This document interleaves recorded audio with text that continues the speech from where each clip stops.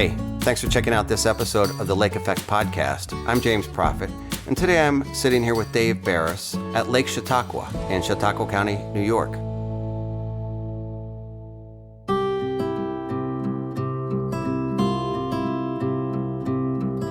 Hey Dave, where are we at right now, and what are we doing? Well, we're setting up here in Point Chautauqua on Chautauqua Lake. Where is that? That is in Chautauqua County, New York, in the Okay. southwest corner of New York. It's actually just north of the Pennsylvania state line. Okay. We're here gathering with a group of outdoor media to share stories, and so this is sort of a prime time to be talking with you, Jim. Outdoor media, sharing stories. What are you talking about? Well, we're talking about fishing, hunting, camping, hiking, boating, outdoor stories, recreational outdoors.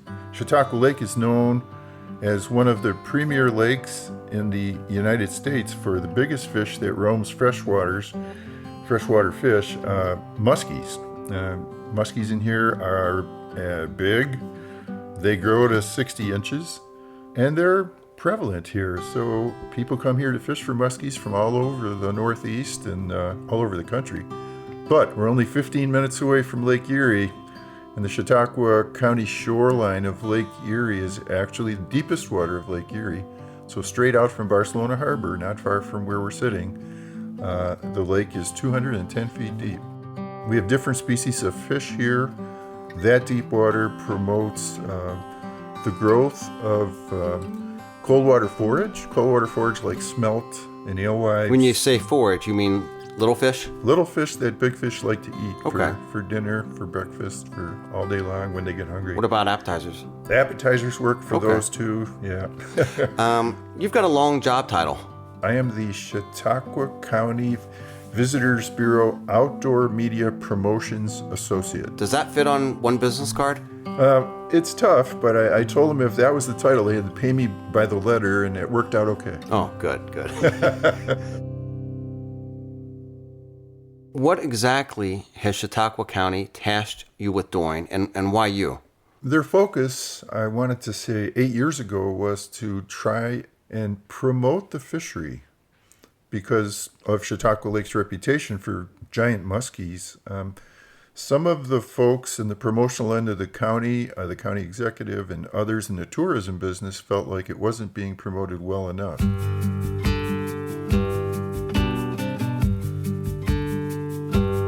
You know, they didn't know how to do it or what to do, and they put out a job description, and someone that was living here told me about it because I lived in Erie County in East Aurora, New York. But Chautauqua Lake is one place that I grew up sort of as a kid. From 4 years old, we used to come here and picnic many times a year. So you're familiar with the area? Right. And because they were promoting this and felt they weren't getting their bang for the buck, not enough hotel bed tax entries, you might say. I suppose that's how they could measure it. They said, we need to develop a better plan.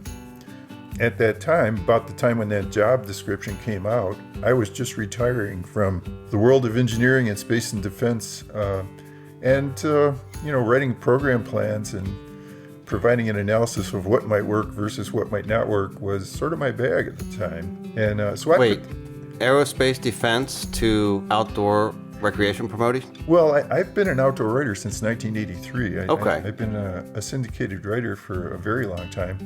And that was my moonlight. I'll say that was my time of the day to relax and write a story and get my mind off of just about everything else that went on in the daytime world of, my rocket works better than your rocket. So, and this came along after I retired from the company I was at, where I worked for 41 years. And so this was kind of a nice segue into the retirement world of getting people who could help Chautauqua County get the word out on this incredible fishery, the incredible forests that we have here in southwest New York, the incredible level of cleanliness in Lake Erie that we now enjoy as the result of so many different groups having banded together in a cooperative effort to clean up the lake. It's never been cleaner than it is right now in my in my lifetime, and I'm, not that far from 80 right now, so. And that's something that happened overnight? Oh, absolutely not. No, it took, it's taken 50 or 60 years for the lake to turn around like that, but some of it's, good news for invasive species, I hate to say. Right. Zebra mussels and many other types of invasive species, over 220 different species of invasive critters are in the lake as a result of, the shipping industry mostly. But. Right. So when it comes to Lake Erie, what are the main species that people come to this area to fish for in Lake Erie? Well, in Lake Erie, it's definitely walleye. Our walleye population here is incredibly high. It's difficult to go out fishing in the summertime here and not come back with a daily limit of fish per person for however many's in the boat. So if you got, 2 people in the boat, our daily bag limit is 6. Our minimum size limit is 15 inches per fish. So in 2 or 3 hours, you'll come back with 12 fish. And No kidding. They're great table fare. And do they taste good also? They are great on the table. Everybody fishes for walleye because of their taste.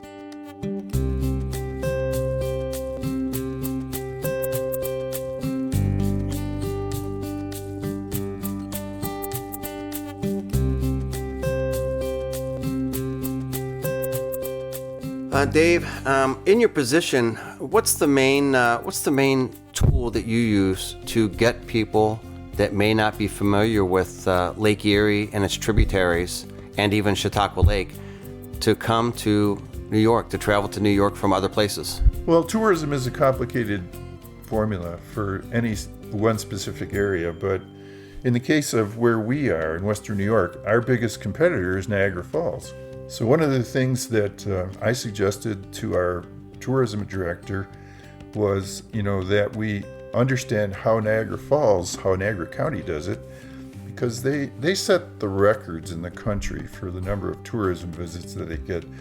Yeah, Niagara Falls is amazing, actually. So it draws people no matter what. But Niagara Falls aerates the water to such a degree that the lower Niagara River, which is the upper Niagara River flows over the falls, then you got the lower Niagara.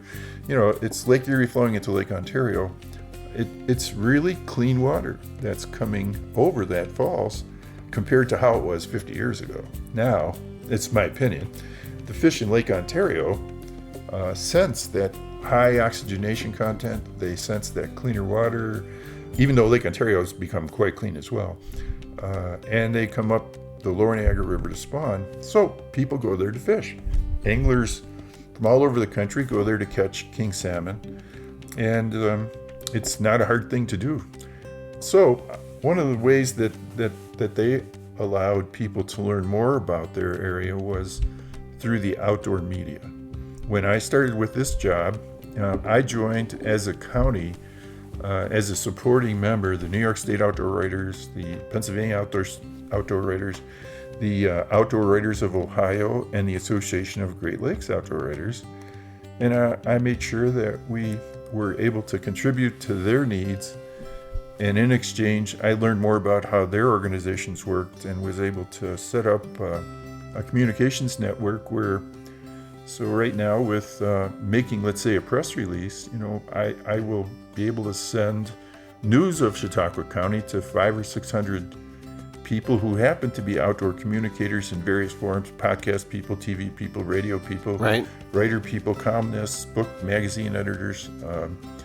And, if they're interested, they give us a call and they say, hey, tell me about Chautauqua County. Dave, how long have you done this work for Chautauqua County? 8 years. 8 years.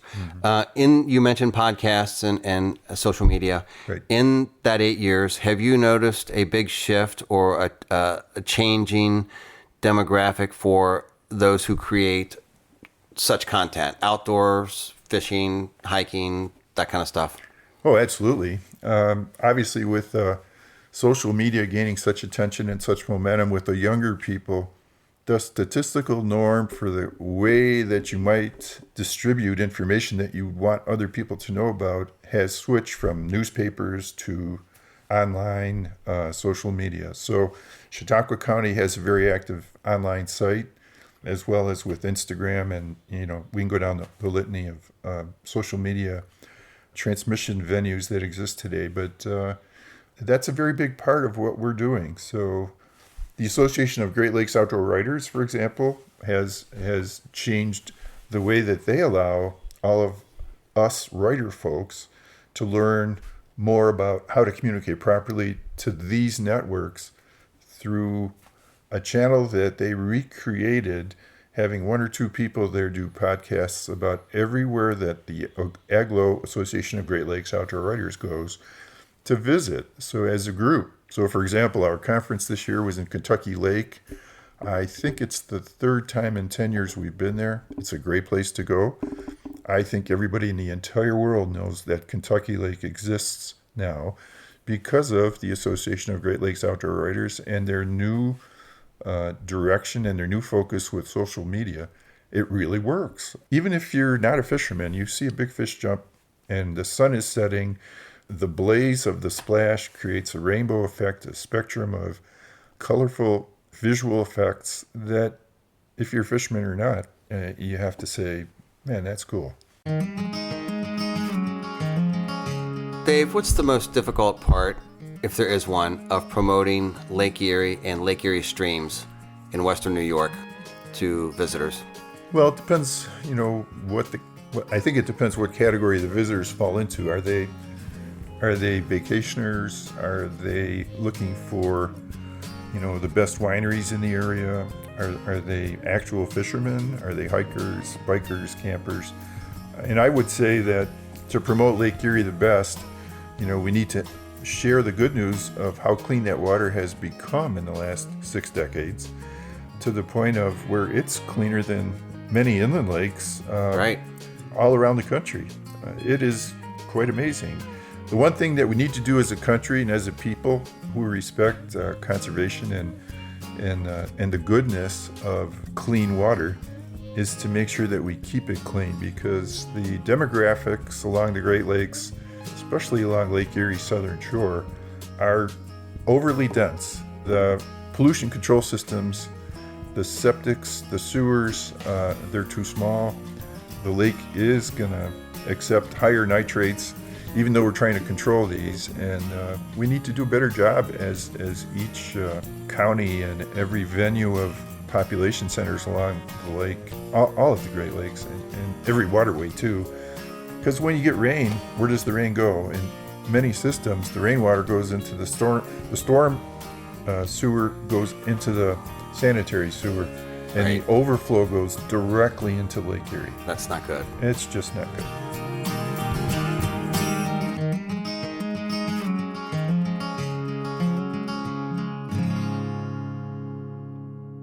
Dave, in Chautauqua County, is there a significant presence for conservation groups working on the waterways? Absolutely, there is. What type of programs are there? Well, there are several different types of programs. We actually have several groups that do nothing except consider analysis of doing things better to keep our waterways clean here. There's one group right here in Westfield. There's another group in Fredonia. There's another group in Dunkirk. There's another group in Jamestown that's affiliated with several universities in the area that are allowed to go after grant funding so that they can bring these projects to fruition. And it all adds up in the end, because the students want to learn. They're starting on a project many times where they don't know very much about it, and they ask questions that people that know very much about it would never ask. So it's a good thing for the area.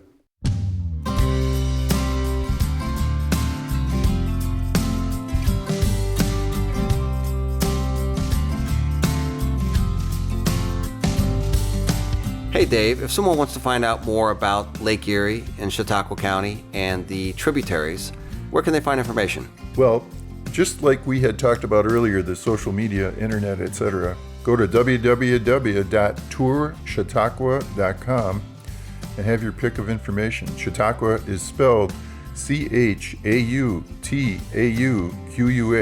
So tourchautauqua.com. Are you sure that's how it's spelled? It's exactly how it's spelled. Dave, thank you so much for meeting up with me today in the Chautauqua area on Lake Erie. I appreciate it, and hopefully one day I'll see you somewhere around the lake. My pleasure, Jim. Thank you very much.